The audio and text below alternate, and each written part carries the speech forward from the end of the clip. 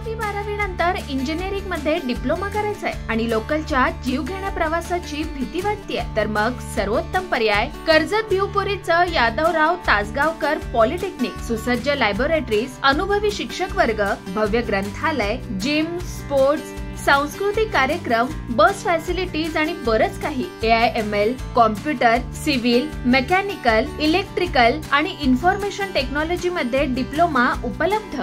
राज्य माझा न्यूज, आपल्या हक्काची डिजिटल वाहिनी. बदलापूरमध्ये गांजाची चेकिंग चालू आहे असं सांगून एका वृद्धाला 1,15,000 रुपयांचा गंडा घातल्याची बाब समोर आली आहे. या प्रकरणी बदलापूर पूर्व पोलीस ठाण्यात गुन्हा दाखल करण्यात आला असून गुन्ह्याचा पुढील तपास पोलीस उपनिरीक्षक सुभाष मोरे करतायत.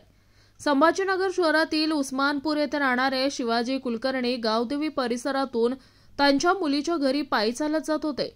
सकाळी 11:30च्या सुमारास गावदेवी परिसरातील बल्लाळेश्वर सोसायटीजवळ आल्यानंतर 2 अनोळखी इसमांनी कुलकर्णी यांना थांबवून मी पोलीस आहे असं सांगितलं. समोर गांजाची चेकिंग चालू आहे असं सांगितलं. त्यानंतर बोलण्यात गुंतवून कुलकर्णी यांच्या गळ्यातील सोन्याची चैन, अंगठी काढून एका रुमालात ठेवण्याचं भासवलं. त्यानंतर कुलकर्णी यांच्या नकळत ओरिजिनल सोन्याची चेन, अंगठी खिशात घालून घेतली आणि तिथून निघून गेले. या चोरट्यांनी तब्बल 1,15,000 रुपयांचे दागिने लंपास केले. आपली फसवणूक झाल्याचे लक्षात आल्यानंतर शिवाजी कुलकर्णी यांनी बदलापूर पूर्व पोलिसात धाव घेत अनोळखी इसमांच्या विरोधात तक्रार दाखल केली.